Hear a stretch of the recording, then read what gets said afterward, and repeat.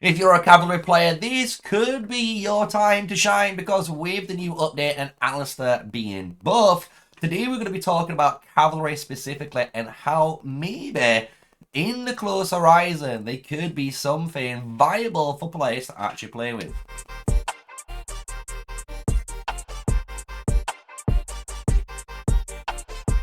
Hello everyone, yes, smash a like, comment and subscribe for more daily videos with me, MrSneakyy, the one and only. And we're giving some Cavalry some love today. It's been a while, I know, but the Cavs could be on the horizon, right? They could be on the meta shift. Everyone's eyes could be on them soon, who knows? And the reason why I'm talking about this is because of Forend and Alistair, right? This is a hypothetical what I'm talking about right now, and potentially what could be a G3 combo in the future when we're seeing maybe this new heroes getting released.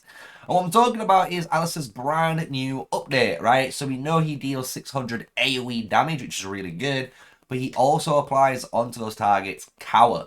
Cower is a brand new mechanic. It does a counter attack damage reduction dealt for 2 seconds in the case of Alistair. So not too bad at all, right? A new debuff that you can apply onto targets. So if you're trying to be more of a tanky cav match, Cower against certain infantry players is actually a really powerful tool, right?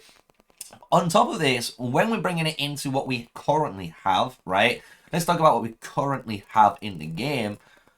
Borill, I think, is a example of a really good option for a Cower-based deputy hero to go with, and I'll explain why, right? We're going to showcase it too, don't worry. But we have our first skill here, right? Cowardice. So cowardice is going to stop all normal attacks being launched automatically for 3 seconds. This is going to make all of those normal attacks miss, and miss, making you an absolute nightmare against archers, right? So all of the archer damage is offline right now for 3 seconds. And you can kind of see where this is going, right? Because the only damage being dealt to you then for those 3 turns is going to be counter-attack damage, right? That's the only thing that's going to be occurring right now over those turns until they get back online. And the thing is, when that happens, you're going to be able to get the cower buff, right, for 2 of those seconds, and it's going to allow you then to have the 20% counter-attack damage reduction onto it. So you're even further reducing the amount of damage you're taking per turn, making it an even more positive trade. And I think this is a really powerful combo that you can do. And the thing is, with this, we can go one step further. And as you can see with the Forend, you are obviously going to have your Berserker Phaedrake equipped for the maximum war pet damage.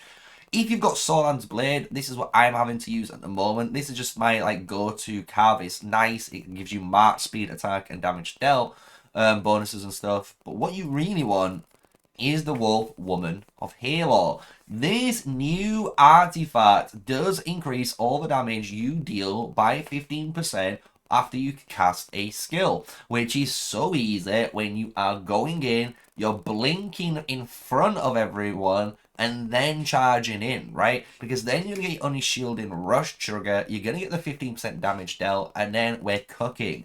And the cool thing is, with this now, you've got to think, if you're a cavalry main, and you're playing cavalry, or you're trying to play 2 or 3 cavalry balls, this is going to be, as I would call it, your opening march. So just think, you have your Bakshi and Emrys, let's just say, like old school.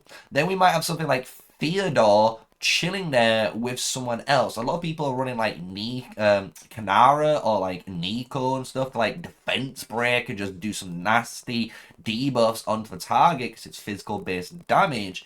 But then you can have this Forend and Alistair, and what will happen is the Forend and Alistair goes in first, puts the cowardice and cower on, allowing your other 2 marchers, right, to enter combat without taking damage from that march. So if your job is trying to kill the reinforcements and finding small skirmishes in the backlines, this is a perfect setup for that playstyle. And honestly, I think this would be a really good way for CAVs to go in a identity, right? Giving these CAVs insanely powerful debuffs that if they do get to you and they do apply these debuffs, you are going to be sad. Because the thing is, a lot of players don't realize, archers as well, going back even to the Canaras, going back to Nico, these guys love counterattack damage, right? These are heroes that do want physical counterattack damage bonus because they're in the medium range typically, unless they've got the long range seasonal talent. But in that medium range, they're going to get targeted, and because they're going to get targeted, they're able to deal more damage out from that counterattack bonus they gain. So stuff like this is really important because you're negating this now with Alistair, and you can imagine in the future, right, generational 3 heroes, they're going to come and potentially have some sort of mechanic like this again to counter the meta, and the meta obviously being Magrat and Zeta, right? Magrat, Zeta being an absolute terror on the planet. I'm just getting my Magrat to 5551. I'm leaving my Zeta behind. I'm not gonna lie, I'm gonna keep her just 5111 and leave it at that, and it's good to go. But we need something to put these guys in check, right? Even if it's a cavalry hero that has cowardice and somehow stops healing, reduces the healing done on a target, could be a good way, as well as defense breaking them as well. Like, who knows? But we need some CAVs to sort out these archers, right? So this is going to be my CAVs. I just want to showcase this in action. This is just on a dark lane. If you're wondering how fast my page is, I will show you. The talent page I'm currently rocking on Forend is 1. I do believe I gave you guys a, info on. It's to do with all march speed, basically. So you got 6% over here. You grab the 15 first, then the 10% to give you another 25% in total. This is giving you 31% march speed in total. Then you go down the PvP route, because going down the PvP route, you are going to get access to 10% and an additional 10%, right? So this is another 20%. Already 51% march speed bonus, boys, all from the talents. Then all you're getting is the damage, right? All you want is the damage, and then if you're going for the skirmish playstyle, where you're trying to drive by and just kill certain units, Resting and Response is a perfect little choice here. And then what I've done is gone for Breachblade. This is actually becoming really a fan favorite for mine on CAVs, honestly, because they're gonna be going straight in. The launch and auto attack straight away to trigger the Unyielding Rush. This has a chance to break their defense, and then when it does, you're gonna go boom and hit even harder.